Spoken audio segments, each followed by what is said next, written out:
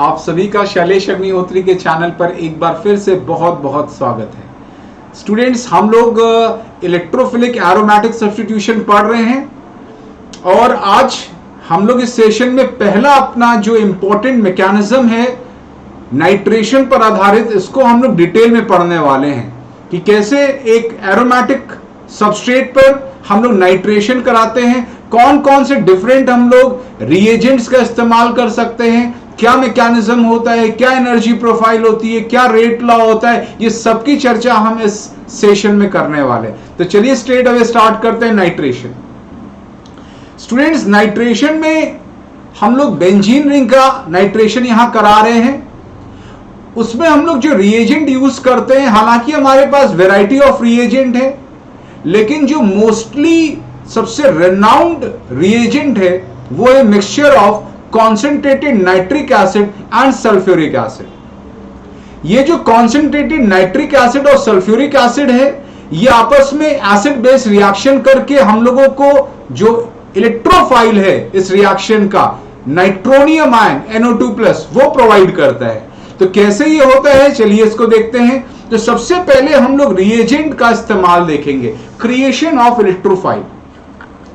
Electrophile को create करने के लिए हम लोग नाइट्रिक एसिड और सल्फ्यूरिक एसिड को मिलाते हैं। तो देखिए प्रोसेस कैसे होता है।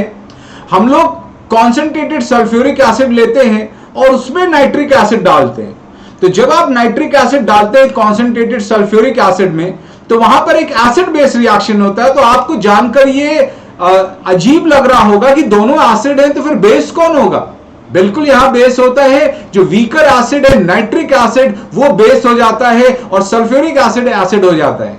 तो यहां पर ये क्वेश्चन आपसे पूछा जा सकता है कि नाइट्रेशन प्रोसेस में क्या कोई एसिड बेस स्टेप इन्वॉल्व है? जी हां, द क्रिएशन ऑफ इलेक्ट्रोफाइल।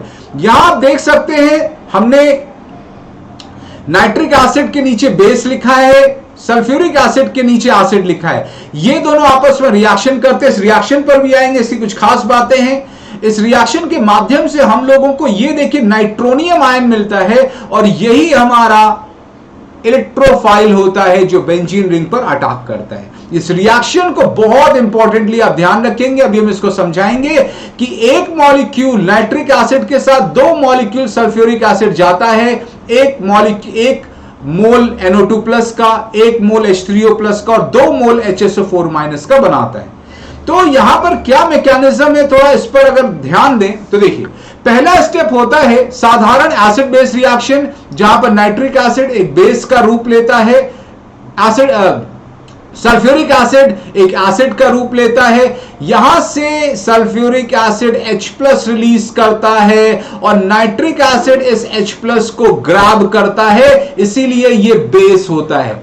तो यहां पर नाइट्रिक एसिड जो है वो लॉरी ब्रॉन्स्टेड बेस है, क्योंकि ये H+ को एब्स्ट्रैक्ट कर रहा है और एब्स्ट्रैक्ट करने पर ये एक कॉन्जुगेट एसिड HNO3 यहां पर बेस है, तो इसका कॉन्जुगेट एसिड हो गया H2NO3+, ये बनाता है और सल्फ्यूरिक एसिड बाइसल्फेट में कन्वर्ट हो जाता है। अगला जो स्टेप होता है वो जो कॉन्जुगेट एसिड बना है नाइट्रिक एसिड का, ये ब्रेक होता है और वाटर रिलीज करता है और आपको देता है आपका नाइट्रोनियम कैटायन जो कि इलेक्ट्रोफाइल होता है। और ये जो वाटर होता है सल्फ्यूरिक एसिड क्योंकि कॉन्सेंट्रेटेड स्टेट में है, तुरंत ये वाटर को क्या करता है, प्रोटोनेट करता है। अगेन यहां पर एसिड बेस रिएक्शन है जहां पर सल्फ्यूरिक एसिड एसिड होता है और यह वाटर एक बेस का काम करता है।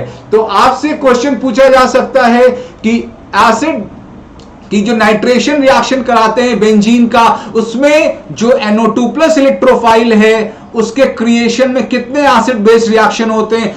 2 एसिड बेस रिएक्शन होते हैं। आप पहला स्टेप देख सकते हैं एसिड बेस रिएक्शन है और तीसरा स्टेप भी एसिड बेस रिएक्शन है। तो बहुत इंपॉर्टेंट है, इसको ध्यान रखेंगे। इसीलिए हम लोग मैकेनिज्म पढ़ते हैं कि कहीं से भी कोई भी सवाल आपको बेसिक फंडामेंटल पर पूछा जाए तो आप उसको जवाब देने के काबिल होने चाहिए। और इस बीच स्टूडेंट आप सभी से हमारा गुजारिश रहेगा कि जो भी स्टूडेंट मेरे वीडियोस को, मेरे जो पढ़ाने को आप फॉलो कर रहे हैं, तो इसको आप प्रोपोगेट भी करते रहिएगा अपने दोस्तों में, यारों में, भाई बंधुओं में, इसको शेयर करिएगा। बहुत जरूरी है मेरे पॉइंट ऑफ व्यू से कि चीजें आगे प्रोपोगेट करें, सो दैट कि मेरा एंथुसियाज्म और बढ़े और इसी प्रकार के और भी अच्छे अच्छे वीडियोस हम आपके लिए बहुत जल्दी अपलोड करें, क्वेश्चंस के वीडियोस अपलोड करें। मेरा यह प्रयास निरंतर जारी रहेगा हर परिस्थिति में, लेकिन आपका सहयोग बहुत जरूरी है। तो स्टूडेंट देखिए, यहां पर आपने NO2+ इलेक्ट्रोफाइल क्रिएट कर लिया है। अब जब हम ये NO2+ इलेक्ट्रोफाइल क्रिएट कर चुके हैं, क्या और भी तरीके हैं? यस, हम लोग और भी तरीकों से नाइट्रेशन करा सकते हैं। कई बार क्या होता है, जब हमारा सबस्ट्रेट काफी रिएक्टिव होता है तो हम लोगों को सल्फ्यूरिक एसिड की जरूरत नहीं होती है, तब हम सिर्फ कॉन्सेंट्रेटेड नाइट्रिक एसिड से ही काम चला लेते हैं। या जहां पर स्ट्रॉन्ग एसिडिक मीडियम में रिएक्शन खराब हो सकता है तो वहां सल्फ्यूरिक एसिड को अवॉइड करते हैं और सिर्फ कॉन्सेंट्रेटेड नाइट्रिक एसिड का इस्तेमाल करते हैं इलेक्ट्रोफाइल NO2+ को जनरेट करने के लिए। और यह जनरेट होता है एक बहुत ही फेमस रिएक्शन, सेल्फ आयनाइजेशन, या आप इसको बोल सकते हैं डिस्प्रपोर्शनेशन, या आप इसको बोल सकते हैं ऑटो आयनाइजेशन। यहां पर नाइट्रिक एसिड का एक मॉलिक्यूल एसिड की तरह वर्क करता है, एक मॉलिक्यूल बेस की तरह। जैसे कि आप सेल्फ आयनाइजेशन ऑफ वाटर, जहां पर H2O + H2O giving you H3O++ OH-, जिसका आयनिक प्रोडक्ट आप लिखते होंगे, ठीक उसी प्रकार से नाइट्रिक एसिड का एक मॉलिक्यूल, मान लीजिए हम इसको एसिड बोल दें, तो अगला मॉलिक्यूल बेस की तरह, सेम मॉलिक्यूल बेस की तरह बिहेव करेगा। ये यहां से H+ को रिलीज करेगा और ये H+ को एब्स्ट्रैक्ट करेगा, तो ये एसिड हो गया। इसने H+ को रिलीज किया तो ये क्या दे देगा? नाइट्रेट। और ये जब H+ को लेगा तो H2NO3+ बनाएगा, जो ब्रेक करके फाइनली आपको NO2+ और वाटर देता है। तो इस बात को आप विशेष ध्यान रखें कि आप सिंपल कॉन्क नाइट्रिक एसिड ले सकते हैं जब एक्सेस एसिड आपको हार्म कर सकता है, रिएक्शन को कोई कठिनाई पहुंचा सकता है, तो आप इसको मत यूज करिए। एक और तरीका है हम लोग नाइट्रेशन करने के लिए, एक और रिएजेंट यूज करते हैं, N2O5 अगर आप चाहते हैं कि आपका रिएक्शन एनहाइड्रस मीडियम में हो, आप नहीं चाहते कि वहां वाटर हो, वाटर की प्रॉब्लम आए, तो आप N2O5 को CCl4 में ले सकते हैं। और यहां पर हम लोग P2O5 भी डाल के रखते हैं कि रिएक्शन में कहीं अगर वाटर बन रहा है तो जो P2O5 है, जो कि एक वाटर को एब्जॉर्ब करने वाला स्पीशीज है, एनहाइड्राइड होता है फास्फोरिक एसिड का, P2O5 वाटर को एब्जॉर्ब कर लेता है। तो N2O5 इन CCl4, देखिए N2O5 का ये स्ट्रक्चर है। यहां पर इसकी हेट्रोलिसिस होती है। हेट्रोलिसिस कैसे? यहां से हम हेट्रोलिसिस मान लीजिए कर रहे हैं, ये ऑक्सीजन नाइट्रोजन से ज्यादा ताकतवर होता है, यहां से इलेक्ट्रॉन्स को पुल करता है, तो ये वाला जो पोर्शन है वो नाइट्रेट में कन्वर्ट हो जाता है और ये वाला आपको नाइट्रोनियम, ये नाइट्रोनियम कैटायन में कन्वर्ट हो जाता है। तो आप देख सकते हैं इसका हाइड्रोलिसिस से आपको आपका मनपसंद जो आप इस रिएक्शन में चाहते थे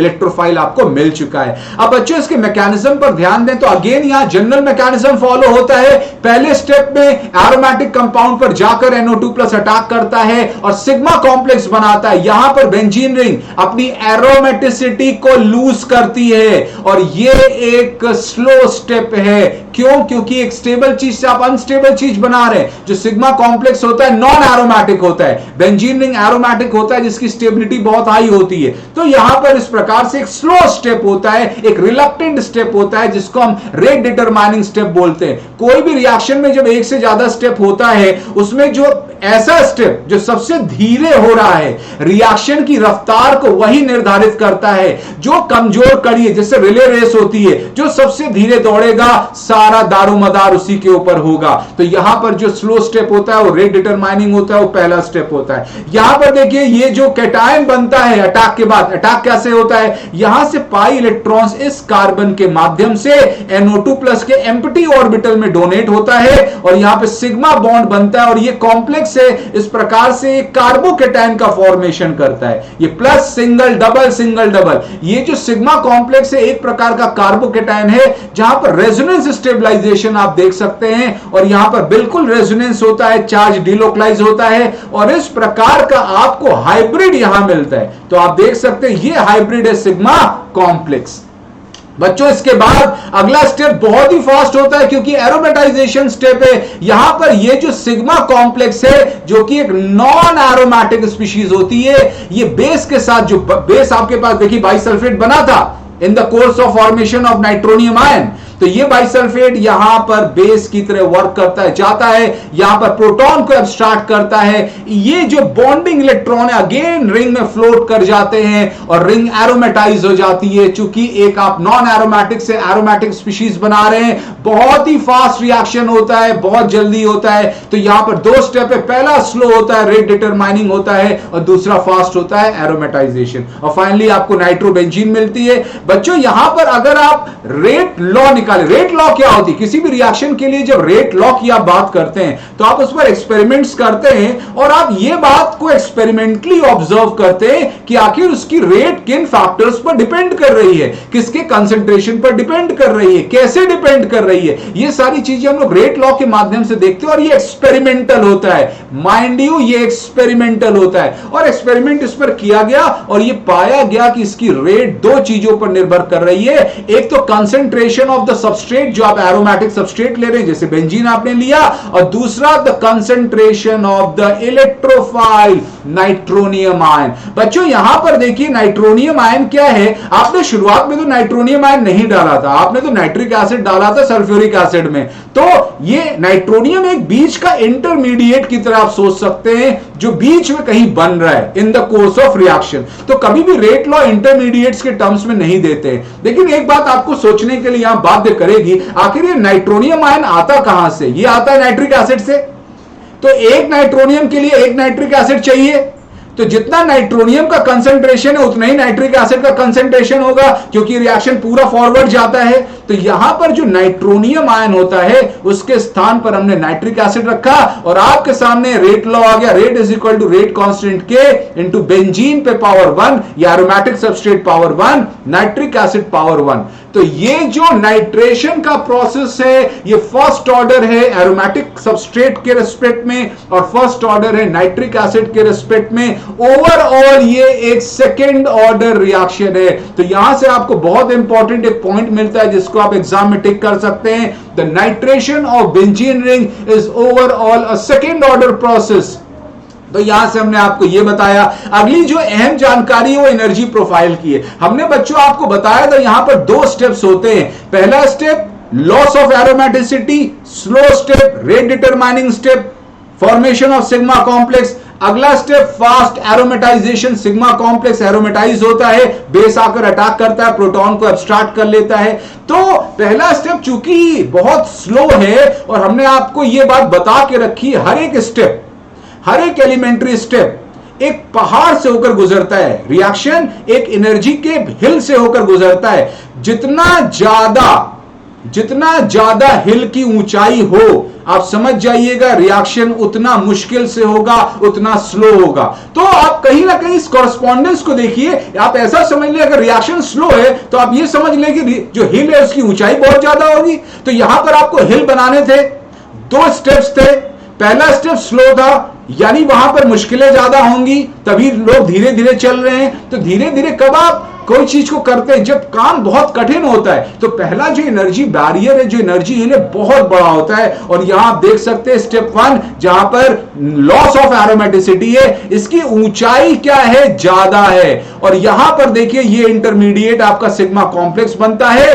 और अगला जो स्टेप होता है उसकी ऊंचाई कम है, क्योंकि वहां पर आप एरोमेटिसिटी को गेन करते हैं। तो फास्ट होगा। फास्ट कब होगा? जब आपको कम ऊंचा पहाड़ चढ़ना है तो आप जल्दी जल्दी चढ़ सकते हैं। ज्यादा ऊंचा पहाड़ चढ़ना है तो आपको टाइम लगेगा। तो इन पहाड़ों की ऊंचाई जरूर ध्यान रखेंगे, पहला वाला ज्यादा ऊंचा है और दूसरा वाला कम ऊंचा है। तो ज्यादा जो ऊंचा होता है उसी को बोलते हैं रेट डिटरमाइनिंग स्टेप।